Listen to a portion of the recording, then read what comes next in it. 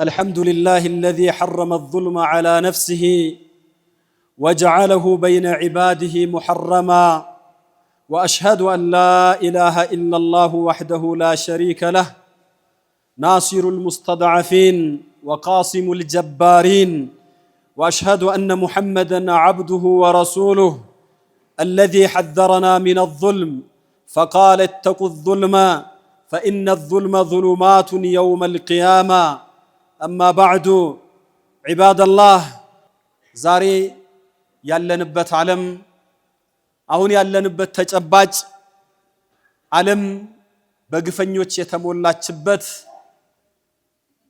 ዓለም በግፍ የተጨራመተችበት ጉልበት ያላቸው ጉልበት የሌላቸውን ወይም አቅማቸው የደከመ የመሰሏቸውን ወገኖችን በኃይል እንጨፈልቃለን ብለው የትናንት ጭምብላቸውን ዲሞክራሲ ነፃነት እኩልነት መብት ወዘተረፈ የሚለውን ጭምብላቸውን አውልቀው በትክክለኛ ገጽታቸው የተከሰቱበት ዘመን ላይ ነው ያለነው። ዛሬ ኢምፔሪያሊስቶች ያ ሁሉ የትላንትና የውሸት ካባ አውልቀው ጥለውታል። ዛሬ መን አሸዱ ሚና ቁወተን ብለው እንደ ዓዶች እንደ ሰሙዶች ከኛ በላይ ማን አለ ከኛ በላይ ላሳር ብለው የወጡበት ሰዓት ነው። ትናንት ለሰው ልጅ አሳቢ ተጨናቂ የሚመስሉ በየሀገሩ የሚያስጨንቁ ወገኖች በአሁኑ ሰዓት ግን ጥግ ደርሰዋል። ዙልሙ ከፍተዋል። ብዙ ሀገሮች ጉልበት አለን በሚሉ ወገኖች እንዲፈራርሱ ተደርገዋል። ብዙ ህዝቦች መከራ አሳራቸውን አይተዋል። ነገር ግን አላህ ሱብሓነሁ ወተዓላ አይቶ ዝም የሚል ጌታ አይደለም።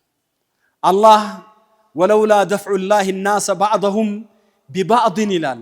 ሰዎችን ከፊሉን በከፊሉ እየገፋ ባስወግድ ኖሮ ግፈኞች ጥግ ሲደርሱ ሌሎችን አስነስቶ አላህ ባይገፈትር ኖሮ ለፈሰደቲል አርዱ ይላል አላህ ምድር በተበላሸች ነበረ ብሎ ነው አላህ ያስቀመጠው።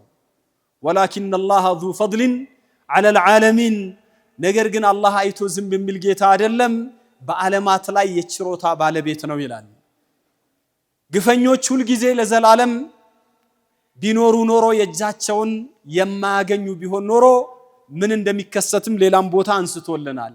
ወለውላ ደፍዑላሂ الناس بعضهم ببعض ይላል ሌላ አንቀጽ ላይ ሰዎችን ከፊሉን በከፊሉ ባልገፈተረው ኖሮ ሌላው ቀርቶ አላህ ዟሊም ሲኖር ሌላ ዟሊም አምጥቶ ያስወግደዋል። ወከዛሊከ ንወሊ بعض الظالمين بعضا بما كانوا يكسبون ይላል። አንዱን ግፈኛ ግፍ ሲሰራ ሌላውን ግፈኛ አምጥተን እንሾምበታለን ይላል። ብዙ ግፈኞች በመድራችን ላይ ነበሩ። እነዛ ሁሉ ግፈኞች አላህ ጠራርጎ አጥፍቷቸዋል። ሰዎችን አላህ አንዱን ባንዱ ባያስወግድ ኖሮ ለሁዲመት ሰዋሚዑ ወቢዑን ወሰለዋቱ ወመሳጂዱ ይذከሩ ፊሃ እስሙላሂ ከሲራ ይላል አላህ። ሰዎችን ከፊሉን በከፊሉ ባያስወግድ ኖሮ ገዳማት፣ ቤተክርስቲያኖች፣ ወሰለዋት ማለት የአይሁዶች ቤተ መቅደሶች፣ ወመሳጂዱ ይذከሩ ፊሃ እስሙላሂ ከሲራ የአላህ ስሞች በብዛት የሚወሱባቸው መሳጅዶች ሁሉ በፈራረሱና በጠፉ ነበር አለ አላህ። ግፈኞች ሁሉንም ነው የሚያወጣፉት፣ ሁሉንም ነው የሚያወድሙት። ነገር ግን አላህ ወለየንሱረነላሁ መን የንሱርሁ አላህ ዲኑን የሚረዳን ይረዳል። ኢነላህ ለቀዊዩን ዐዚዝ ይላል። አላህ ሱብሓነሁ ወተዓላ አሸናፊ የሆነ ጌታ ነው። አላህ ብርቱ የሆነ ጌታ ነው። ዛሬ ግፍ የበዛበት ዘመን ነው። እዚህ ቦታ ላይ ዛሬ የምናነሳው በደል ዙልም ምን ያህል ግፍ የሚባለው ነገር ከባድ እንደሆነ የግፈኞች መጨረሻም ምን እንደሆነ ቁርአን ያስቀመጠልን ባጭሩ እንመለከታለን። ዙልም የሚባለው ከትልልቅ ወንጀሎች ከባባድ ከሚባሉ ኃጢያቶች ውስጥ ነው። የሰው ልጅ በጠቢዓው ዛሊም ነው ሲጀመር ዘሉም ብሎት አላህ ወስፎታል። ወሐመለሃ الانسان انه كان ظلوما ጀሁላ ይላል። የሰው ልጅ አማናን ተሸከመ ብሎ ኢነሁ ካነ ዘሉመን ይላል። ዘሉም ማለት በጣም በዳይ ማለት ነው። ሁሉ ሰው በጠቢዓው በደለኛ ነው። ላኪን አልቁወቱ ትዝሂሩሁ ወضዕፉ ትኽፊህ ይላሉ ዑለማዎች ሲያነሱ። ሰው ጉልበት ያለው ሲመስለው ሌሎችን ይጨቁናል፣ ይበድላል። አቅም ሲያጣ ደግሞ ያችን ባህሪውን ይደብቃታል እንጂ ሰው ሲባል በደለኛ ነው ብሎ ነው አላህ ያስቀመጠው። ማን ሲቀር አላህን ሱብሓነሁ ወተዓላን የሚፈሩ ነገ አላህ ፊት እንቆማለን በዚህ በበደላችን አላህ ይቀጣናል ብለው የሚፈሩ ሲቀሩ። እዚህ ቦታ ላይ ትልቅ ወንጀል ሙሲባዎች ሁሉ እንዲመጡ የሚያደርግ ብዙ ግፎች በደሎች እንዲሰሩ የሚያደርገው ራሱ በደል የሚባለው ስሜት ነው። በደል ሲኖር ፍትህ ይዛባል፣ የሰው ልጆች ህይወት ፈር ያጣል። ሰዎች በቁጭት በሐዘን በየቦታው ያ አላህ እንዲሉ ያደርጋቸዋል። ዙልም የሚባለው ነገር የአድል ተቃራኒ ነው። ዙልም የሚባለውን ዑለማዎች ሲያስቀምጡ ወድዑ ሸይኢ ፊ ገይሪ መውዲዒሂ፣ አላህ ሁሉም ነገር እንዲቀመጥ ያዘዘበት ስፍራ አለ። ከትክክለኛው ቦታ ወጥቶ አንድ ነገር ሲቀመጥ ግፍ በደል ይባላል። ዙልም በጣም ከባድ ስለሆነ ዙልም የሚባለው ነገር በደል የሚባለው ነገር ለዓለማችን ጠንቅ ስለሆነ አላህ ሱብሓነሁ ወተዓላ እርም አድርጎታል። እርምነቱን ደግሞ የጀመረው ከራሱ ነው። ሐዲስ አልቁድስ ላይ ነቢያችን ሰለላሁ ዐለይሂ ወሰለም አላህ ምን አለ ይላሉ? ያ ዒባዲ ባሮቼ ሆይ ኢኒ ሐረምቱ ዙልመ ዐላ ነፍሲ፣ እኔ በደልን በራሴ ላይ እርም አድርጌያለሁ አለ አላህ። ለምን? እሱ የፍትሃውያኖች ሁሉ ፍትሃዊ ስለሆነ ማለት ነው። እሱ የፈራጆች ሁሉ ፈራጅ ስለሆነ ፍርዱም ፍትሃዊ ነው። አላህ ሱብሓነሁ ወተዓላ ወማ ረቡከ ቢዘላሚን ሊልዓቢድ፣ ባሮቹን የሚበድልም ጌታ አይደለም። መበደል ይችላል። መበደል ስለሚችልም ነገር ግን እችላለሁ ብዬ ቀውይ ነኝ ዓዚዝ ነኝ ብዬ ማንንም አላግባብ የምቀጣ ጌታ አይደለሁም። በራሴ ላይ በደልን እርም አድርጌዋለሁ፣ በእናንተም መካከል እርም አድርጌዋለሁ፣ አትበዳደሉ ብሎ አላህ ሱብሓነሁ ወተዓላ ባሮች ዲናቸውን እንዲጠብቁ፣ ዱንያቸው ሰላም እንዲሆንላቸው፣ አኺራቸው እንዲያምርላቸው፣ የሰው ልጆች እርስ በርስ እንዲተዛዘኑ፣ እንዲግባቡ፣ አንዱ የሌላውን ሐቅ እንዲሰጥ ሲል አላህ በደልን እርም አድርጎታል። በደል የሚባለው ነገር አላህ የተለያዩ ወንጀሎች አሉ። ከወንጀሎች ሁሉ ሲሰራ በአስቸኳይ በፍጥነት አጸፋውን አላህ የሚያመጣው ወንጀል ቢኖር በደል ነው ብለው ነው ነቢ ያስቀመጡት። ማ ሚን ዘንቢን አጅደሩ አን ዩዐጅለ አላሁ ሊሷሒቢሂ ልዑቁበተ ፊ ዱንያ ይላሉ። ምንም ወንጀል የለም ከሚሰሩ ወንጀሎች መካከል ለሰራው ሰውዬ ቅጣቱን በዱንያ በአኺራ ከሚያስቀምጥለት ቅጣት ውጪ በዱንያ በፍጥነት የሚያመጣው ቅጣት የሚያመጣበት ወንጀል የለም። ሚነል በጊ ይላሉ፣ በሰው ላይ ወሰን እንደማለፍ፣ በሌሎች ላይ ድንበር እንደማለፍ እንደመዘለም ያለ ምንም ወንጀል የለም። ሁለተኛው ወቀጢዐቱ ረሒም አሉ፣ ዝምድናን መቁረጥን የመሰለ ዝምድናን መቁረጥና በደል የሚባሉ ነገሮች አኺራ ሳይሄድ ሰውየው በዱንያ የእጁን እንዲያገኝ አላህ ያደርጋል ይላሉ። ዛሬ በዳዮች በስተዋል። ዛሬ ሰዎች ጉልበት አለን ብለው እያየን ነው። ሰላማዊ ሰዎችን በተኙበት የቦምብ ውርጅብኝ ሲያወርዱ፣ የዲሞክራሲ ጠበቃ ነን ለሰው ልጆች እናስባለን የሚሉትና አሜሪካ ምን እየሰሩ እንዳለ እየተመለከትን ነው። አውሮፓውያኖች ምን እያደረጉ እንደሆነ ትናንት አይተናል። አፍጋኒስታንን ምን ያህል እንዳፈራረሷት፣ ኢራቅ ላይ ምን እንደሰሩ፣ ሊቢያ ላይ ትናንት ምን እንደተደረገ ተመልክተናል። ዛሬ ደግሞ እነ ኢራንን እናወድማለን ብሎ አላህ ሱብሓነሁ ወተዓላን ሳይፈሩ ይህንን ግፍ እየፈጸሙ ነው ያሉት። ይሄ በደል የሚባለው ነገር አላህ ሱብሓነሁ ወተዓላ ዛሊምን ጊዜ ይሰጠዋል እንጂ ትንሽዬ ጊዜ ይሰጠዋል እሱ ለሚያውቀው ሕክማ። ከዚያ በኋላ ግን ሲይዘው ብርቱ አያያዝን ነው የሚይዘው ብለዋል ነቢያችን ሰለላሁ ዐለይሂ ወሰለም። ምን ይላሉ? ሰዎች ግፈኞች ግፍ ሲፈጽሙ አይተው ዝም ካሉና እጁን ካልያዙ አላህ ሁሉንም በጥፋት ያከናንባቸዋል ያላህ ቅጣት ሁሉንም ይደርሳቸዋል ብለው ነው ያስቀመጡት ዙልምን ተጠንቀቁ ብሎ አላህ ያለፉ ኡመሞች እነ ቃሩን ሁሉ የመሳሰሉት እነ ፊርዓውን ሌሎችም ከዛ በፊት የነበሩ ህዝቦች በበደላቸው እንደጠፉ ቁርአን ላይ ይነግረናል ከናንተ በፊት የነበሩ ህዝቦችን በበደሉ ጊዜ አጠፋናቸው ይላል መልእክተኞቻቸው ግልጽ የሆነ ማስረጃ ይዘው መጡ ተው አሏቸው አሻፈረን አሉ በጭራሽ የሚያምኑ አልሆኑም ያን ጊዜ ድራሻቸውን አጠፋናቸው ከذلك نجزي القوم المجرمين አረመኔዎችን እንዲሁ አርገን እናጠፋቸዋለን ብሎ አላህ ያለፉ ህዝቦች የጠፉበትን ምክንያት ያነሳልናል فكلن اخذنا بذنبه ይላል እነ ቃሩን እነ ፊርዓውንን እነ ሐማንን አንስቶ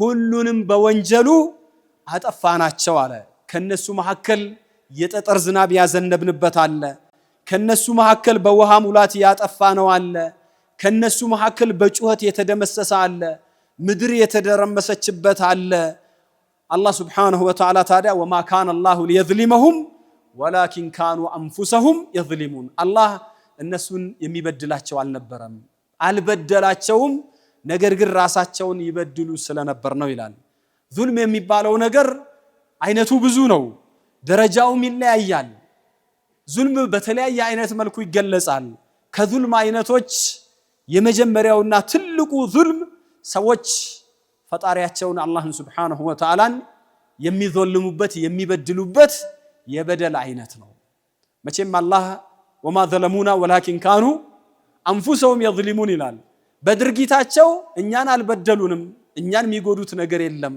ነገር ግን ራሳቸውን ነው የሚጎዱት የሚበድሉት ውጤቱ ወደ ራሳቸው ነው ይላል ይሁንና ግን አላህ ሰዎች በአላህ ላይ የሚያመጡትን ነገር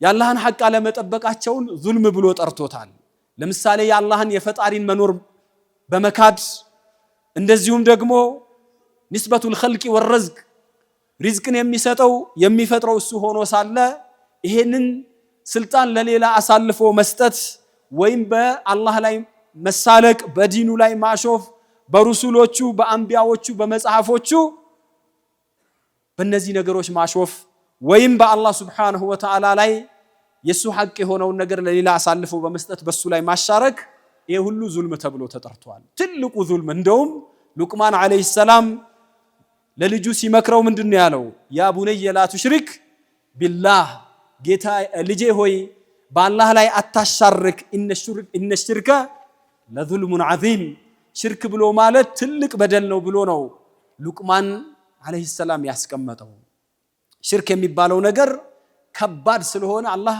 ዙልም ብሎ ነው የጠራው አላህ በሱ ላይ የሚያሻርኩ እሱን የሚበድሉ የሱን ሐቅ ለሌላ አሳልፈው የሚሰጡ ሰዎችን ይቅር እንደማይላቸው ባለፈው አንስተናል انه من يشرك بالله فقد حرم الله عليه الجنه በአላህ ላይ የሚያጋራ አላህ ጀነትን እርም አድርጎበታል መኖሪያው ጀሃነም ነው وما للظالمين አለ እነዚህን ሰዎች ዛሊም ብሎ ጠራቸው አላህ በአላህ ላይ የሚያሻርኩ የሱን ሐቅ አሳልፈው ለሌላ የሚሰጡ እነዚህን ወገኖች ዛሊሞች አላቸውና وما للظالمين من انصار ለእንዲህ አይነት ግፈኞች ከአላህ ቅጣት የሚያስጥላቸው አንድም የለም ማለት ሌላው የዙልም አይነት በአላህ Subhanahu Wa Ta'ala እና በባሪያው መሐከል ያሉ ሌሎች ወንጀሎች ናቸው ከሽርክ በታች ያሉ እነዚህም ማዕሲያ መስራት አላህ የከለከለውን ነገር መዳፈር እሱ ያዘዘውን ነገር መተውም ይሄም ዙልም ተብሎ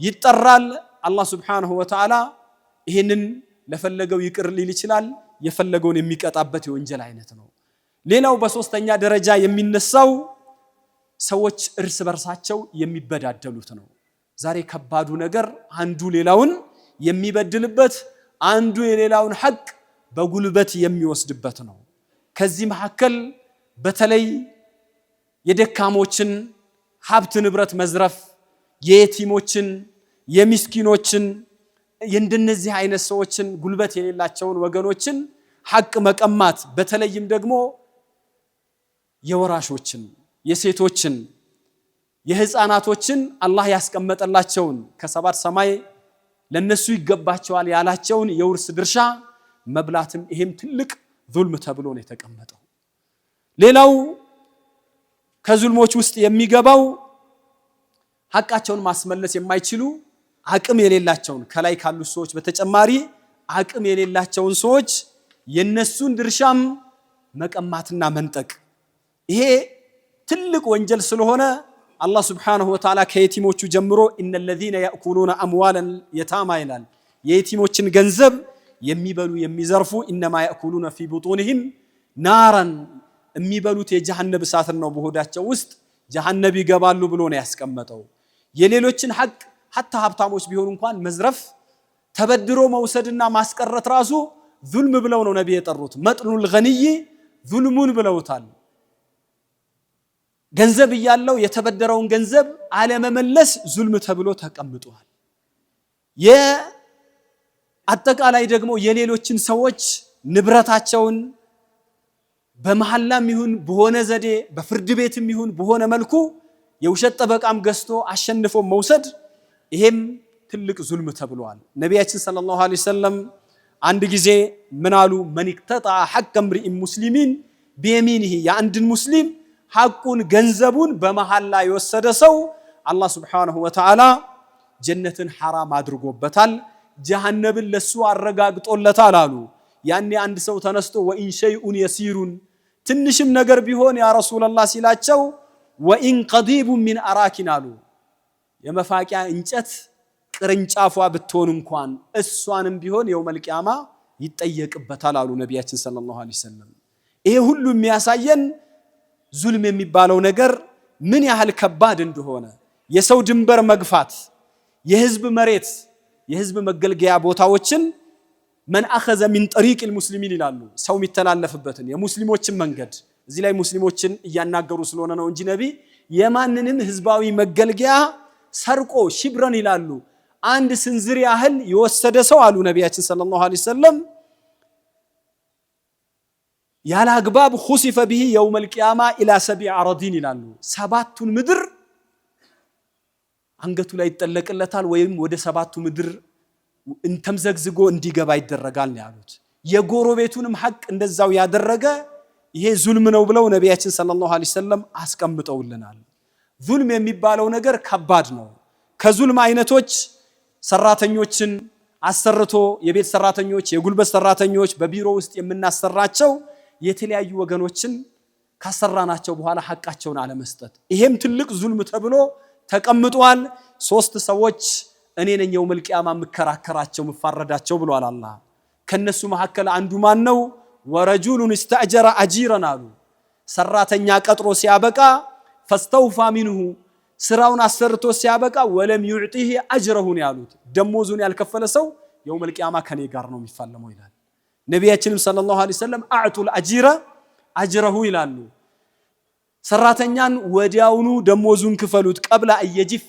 አረቁሁ ብለው ላቡ ሳይደርቅ በፊት ነው ያሉት ይሄ እንግዲህ ዙልም ምን ያህል ከባድ እንደሆነ ነብያችን ሰለላሁ ዐለይሂ ወሰለም በርካታ ሐዲሶቻቸው ላይ አንስተውልናል ከዙልም ጋራ ሰው የዘለሙ እየበደሉ ፈላህ ወጣለው እድናለው ብሎ ማሰብ አይቻልም ዟሊም የሆነ ሰው የፈለገውን ያህል በመድር ላይ ቢኖር የጁን ሳገኝ ከዚህ ከዱንያ ላይ አይወጣም አላህ ወላ ተحسبن الله غافلا عما يعمل الظالمون ግፈኞች ከሚሰሩ ስራ አላህ የዘነጋ ነው ብለህ እንዳታስብ انما يؤخرهم ليوم تشخص فيه الابصار አላህ የሚያቆያቸው ነገ አይኖች ለሚፈጡበት ለዛ ቀን ነው ብሎ አላህ አስቀምጧል ነብያችንም ሰለላሁ ዐለይሂ ወሰለም ان الله لا يملي للظالم ይላሉ ለግፈኛ ሰው አላህ ትንሽ ጊዜ ይሰጠዋል حتى اذا اخذه لم يفلتوا ከያዘው በኋላ ግን መውጫ የለው ማያመልጠው ብለው ثم قرأ وكذلك أخذ ربك إذا أخذ القرى الله የከተማን ሰዎች ወንጀል ሰርቶ በሚይዙአቸው ሰዓት በደለኞች ሆነው إن أخذه عليم شديد የሱ አያያዝ ብርቱ ነው ብሎ ነው ያስቀመጠው የተበዳይ ሰው ዱዓ ሙስተጃብ ነው ብለው ነብያችን ሰለላሁ ዐለይሂ ወሰለም የተበደለን ሰው ዱዓ አደራችሁን ተጠንቀቁ ሰው አትበድሉ አንተ ተኝተህ እሱ ግን ሌሊት ወደ አላህ ይጮሃል የተበደለ ሰው ዱዓ فإنها تحمل على الغمام አሉ ደመና ላይ ትንሳፈፋለች ያቺ ዱዓ አላህ ታዲያ ያቺን ዱዓ ምን ይላል وعزتي وجلالي لانصرنك ولو بعد حين ከጊዜ በኋላም ቢሆን በራሴም እያረጋግጣለሁ በኃያልነቴ ምን አደርጋለሁ እረዳሻለሁ ብሎ አላህ Subhanahu Wa Ta'ala አስቀምጧል። ዙልምን እንጠንቀቅ። ዙልም የውመል ቂያማ በሲራጡ ላይ ጨለማዎች ሆኖ ነው የሚመጣው። ዙልምን በሁሉም መልኩ መጠንቀቅና መራቅ ይገባናል።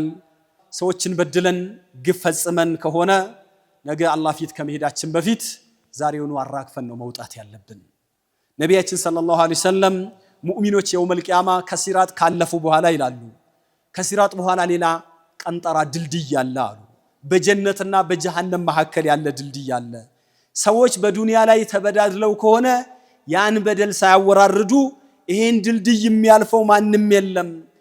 እዛ ቦታ ላይ ድልድዩ ላይ ሆነው ንጹህ ከሆኑና ከጠሩ በኋላ ነው ጀነት እንዲገቡ የሚፈቀድላቸው።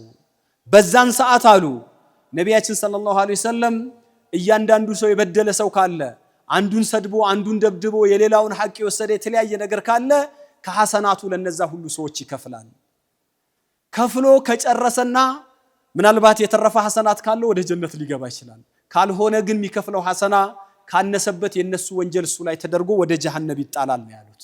ስለዚህ ወንድሙን የበደለ አሉ ክብሩን ያጎደፈ ወይም የሆነ ነገሩን የወሰደ ሰው ዛሬውኑ ያራግፋሉ።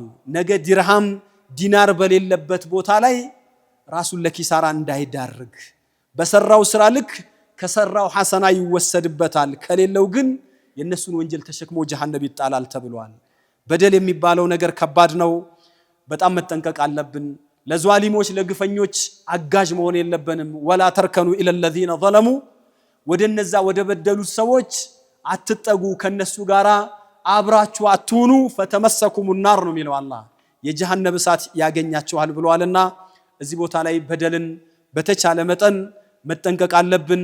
ከዟሊሞች ጋራ አብረው ላለመሆን ከነሱ ጋር ላለመታየት ጥረት ማድረግ አለብን። አለበለዚያ ግን احشروا الذين ظلموا وازواجهم ይላል ግፈኞችንና አጨብጫቢዎቻቸውን አባሪዎቻቸውን አንድ ላይ ጀሃነም ላይ ሰብስቧቸው ብሎ አላህ Subhanahu Wa Ta'ala ያስቀምጣልና አቅም አለን ጉልበት አለን ብለን ሰዎችን ከመበደል መጠንቀቅ ይገባናል። የተዘለመ ሰው ዱዓው ሙስተጃብ ነው ብለናልና አላህ Subhanahu Wa Ta'ala ሁልጊዜም ከተበዳዮች ጎን ነው የሚቆመው። ሐታ ወለው ካነ ካፊረን ሙስሊም ባይሆን እንኳን አንተ ከበደልከው አላህ Subhanahu Wa Ta'ala ዙልሙን ያንን ሌላውን ኩፍሩን የሚተሳሰበው እሱ ነው። አንተን ግን በበደልከው እሱንም ይጠይቀሃልና ጥንቃቄ ማድረግ ያስፈልጋል። የበደለኞች አጋር አንሁን። ነቢያችን እንሱር አኻከ ዛሊመን አው መዝሉማ ወንድም ሲበደልም እርዳው ብለዋል። ሲበድል እንዴት እንረዳዋለን ብለው ሱሐቦች ሲጠይቁ እጁን ትይዛለህ ብለው ነቢያችን ሰለላሁ ዐለይሂ ወሰለም ነግረውናልና ጥንቃቄ ማድረግ ያስፈልጋል። ከበደል ጋራ የፈለገ ሙስሊሞች ብንሆን አላህ Subhanahu Wa Ta'ala በጠላቶቻችን ላይ ሊረዳን አይችልም። ለዚህ ብሎ ሼኹል ኢስላም ኢብኑ ተይሚያ ምን ይላሉ? አላህ ፍትሃዊ የሆኑ ህዝቦችን ሙስሊም ባይሆኑ እንኳን አላህ ይረዳቸዋል። በተቃራኒው ደግሞ ግፈኛ የሆኑ ህዝቦችን ሙስሊሞች ቢሆኑ እንኳን ለሽንፈት ይዳረጋቸዋል ይላሉ። የዚህን ያህል ነው የበደል ጉዳይ አሳሳቢ ነገር ነውና ጥንቃቄ ልናደርግ ይገባናል። በስተመጨረሻ ማንሳት የምፈልገው ሁለት መልእክቶች አሉን። አንደኛው ባለፈው ሳምንት በአክሱም ከተማ ላይ የሆነውን ታስታውሳላችሁ። በሚያዝያ 2 ላይ የአክሱም ሙስሊሞች ሰላታቸውን ሊሰግዱ ጁሙዓ በወጡበት መስጂዳቸውን ያፈራረሱበት ቁርአንን የቀዳደዱበትና በሙስሊሞች ላይ ከፍተኛ በደልና አፓርታይዳዊ ጥቃት በሙስሊሞች ላይ ተሰንዝሯል። ይሄንን የሰራው ደግሞ የከተማው መስተዳድር ጽንፈኛ ከሆኑ ከአካባቢው ክርስቲያኖች ጋር በመሆን ነው በሙስሊሞች ላይ እንዲህ አይነት በደል የሰራው። ከዚህ በፊትም እንዲህ አይነቱን ነገር ደጋግመው ሲሰሩ ነበር። ይህንን እንግዲህ ግፍና በደል በኢትዮጵያ ሙስሊም ስም ከዚሁ ሚንበር ላይ እናወግዛለን። ኢትዮጵያ የተለያዩ ብሔር ብሔረሰቦች የተለያዩ ህዝቦች የተለያየ እምነት ያላቸው ወገኖች በጋራ የገነቧት ሀገር እንጂ ድሮ እንደተገረሰሰው እንደ ደቡብ አፍሪካ አፓርታይድ ስርዓት አንድ ወገን የበላይ ሆኖ ሌሎች ደግሞ ባይተዋር የሚሆኑባት ሀገር አይደለችም ኢትዮጵያችን። ስለዚህ እንዲህ አይነቱን ነገር አጥብቀን እናወግዛለን። ትላንትና ለወያኔ ውድቀት ራሱ ዋነኛ መንስኤ የሆነው እናውቃለን። በመንግስት ስልጣን ላይ የተቀመጡ ሰዎች በሃይማኖት ጉዳይ ላይ ጣልቃ መግባታቸው ነበር። ይሄ ጣልቃ መግባት ትናንትም የወያኔን ታሪክ ስንመለከት ማለት ነው። ዛሬ ጥሩዎች ከነሱ መካከል የሉም ማለት አይደለም። ነገር ግን ይሄንን ስራ የሚሰሩት የትናንትናው ርዝራዦች ናቸው። በበደላቸው ትላንት ከሚያስተዳድሩበት ከዚህ ከ4 ኪሎ አላህ ገፍትሮ አባሯቸዋል። ዛሬ የነሱ በቅያ የሆኑ ሰዎች እነዚህን ሙስሊሞችን አዛ ያደረጉ ያለበት ሂደት ነው። ጫካ ያሉ ድሮ የነበረ በጣሊያን ጊዜ የተሰራ መስጂድ ጣሊያን የሰጠውን 1984 ላይ አክሱም ላይ እንዲፈርስ አድርገዋል። ያግፋቸው። እንደገና ደግሞ በመልሶ ሙስሊሞች ታግለው 1996 የተሰራውን መስጂድ እንዲፈርስ አድርገው እንደውም መሬቱን ብትቆፍር ሙስሊሞች ሄደው ሲጠይቋቸው ሁሉ ቦታ መስቀል ይገኛል፣ እንዴት በዚህ ምድር ላይ በአክሱም መስጂድ ይሰራል ብለው የመስተዳደር ሰዎች በዚህ ደረጃ ነው ሙስሊሞችን ሲያሰቃዩና ሲያንገላቱ የነበሩት። በ97ም ያለ ሚናራ ይሰራ የተባለው መስጂድ ነው እንግዲህ አሁን በሚያዝያ 2 ላይ አፈራርሰው ባለፈው ሳምንት እንዲህ አይነት ግፍ የፈጸሙት። እንዲህ አይነቱን ግፍ ሁላችንም ልናወግዝና እንዲህ አይነቱን ልንተቸው ይገባል። በምንም አይነት መልኩ እንዲህ አይነት ግፍ በደል ሀገርን አያለማም፣ ሀገርን አያቀናም።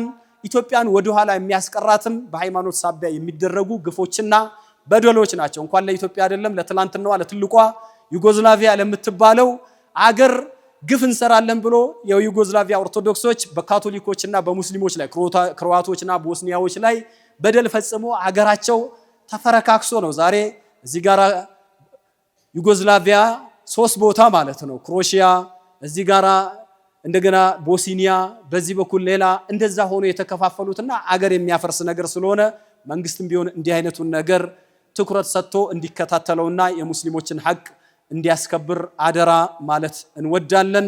እኛም በተቻለ መጠን ለወገኖቻችን ድምጽ ልንሆናቸው ይገባል። ወኑዲኑ هذا الجرائم الذي ترتكبه إدارة أكسوم وإدارة مدينة أكسوم في إقليم تيغراي، نحن ندينه وننكره باسم شعب المسلم الإثيوبيا. هذا جرائم وهو يصطدم مع تسامح الدين في البلد، فلذلك نحن ننكره وينبغي أن ينكره كل معتدل. بمجرشام የመጨረሻ የምናነሳው ሌላው ሁላችንም ትኩረት ሰጥተን ልናዳምጠው የሚገባ የምርጫ የምዝገባ ጉዳይ ነው። ምናልባት ዛሬ ትንሽ 10 ደቂቃ አስረዝሜባችኋለሁ፣ አፉ ትሉኛላችሁ። ምርጫን በተመለከተ እንግዲህ ካርድ ውሰዱ እየተባለ ሌሎች ሰዎች ካርዳችንን እንጠቀምበታለን፣ የምንፈልገውን አካል እንመርጥበታለን በሚል ካርድ ሲወስዱ ህዝበ ሙስሊሙ ግን በቸልታ እያሳለፈ ነው ያለው። ካርድ የመውሰዱ ጊዜ ያው ካርድ መውሰጃ ጊዜ ተራዝሟል እስከ ሚያዝያ 14 ተብሏል። የፊታችን ሮብ 12 ሰዓት ነው የሚጠናቀቀው። እኛ ማንንም እንምረጥ ማን ማለት ነው ካርዳችንን ሁላችንም እድሜያችን ከ18 ዓመት የሞላ በሙሉ ወንዶችም ሴቶችም ልንወስድ ይገባል። ምርጫው እነማንንም እንምረጥ የማን እንሁን የሚለው እኛ እንደ ሃይማኖት ተቋም እንደ ሙስሊም ይሄንን ጉዳይ እዚያ አናነሳም። ነገር ግን ረጅም ዱላ ባይመቱበት ያስፈራሩበት የሚባል ነገር አለና ካርዳችንን ወስደን ፍላጎታችንንም የምናስፈጽምበት የምንደራደርበትም ስለሆነ የካርድ ነገርን አደራ ለማለት ነው። በዚህ ቅዳሜ እሁድም ምዝገባ አለ። ባለው ቀን ያልወሰደ ሰው በእነዚህ ቀናቶች ካርዳችንን ልንወስድ ይገባል። አላ ሰሉ ወሰሊሙ ዐለ አልበሺር النذير والسراج المنير كما أمركم ربكم في كتابه المبين حيث يقول إن الله وملائكته يصلون على النبي يا أيها الذين آمنوا صلوا عليه وسلموا تسليما. اللهم صل على محمد وعلى آل محمد كما صليت على إبراهيم وعلى آل إبراهيم إنك حميد مجيد. وارض اللهم عن الخلفاء الأربعة أبي بكر وعمر وعثمان وعلي ذوي العدل والوفاء وعن بقية الصحابة أجمعين وأنا معهم بمنك وكرمك يا أكرم الأكرمين. ربنا آتنا في الدنيا حسنة وفي الآخرة حسنة وقنا عذاب النار. اللهم انصر الإسلام والمسلمين واحمي حوزة الدين وشتت الملحدين واجمع كلمة المسلمين على الحق يا رب العالمين. اللهم اغفر للمؤمنين والمؤمنات الأحياء منهم والأموات إنك قريب مجيب الدعوات. اللهم انصر المستضعفين، اللهم انصر المظلومين، اللهم يا ناصر المستضعفين ويا قاسم الجبارين انصر كل مظلوم على من ظلمه. وصلى الله على نبينا محمد وعلى آله وصحبه وسلم.